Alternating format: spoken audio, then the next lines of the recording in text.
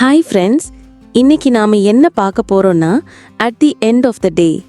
இது ஒரு idiom. Meaning என்னென்னா ultimately when everything is taken into account. At the end of the day அப்படின்னா ஒரு விஷயத்தை பற்றி நிறைய பேசினாலும் கடைசியில் இல்லைன்னா முக்கியமாக சொல்லணும்னான்னு அர்த்தம். ஒரு விவாதத்தை முடிக்கும் போதோ இல்லைன்னா ஒரு முக்கியமான விஷயத்தை சுட்டி காட்டவோ இதை யூஸ் பண்ணலாம். ஒரு சிம்பிள் டிப் சொல்கிறேன். ஒரு விவாதத்துக்கு அப்புறம் எல்லாவற்றையும் கணக்கில் எடுத்துக்கிட்டு முக்கியமாக எதை சொல்லணும்னு நினைக்கிறீங்களோ அப்போ இதை யூஸ் பண்ணலாம். இப்போது எக்ஸாம்பிள் சென்டென்சஸ் பார்க்கலாம்.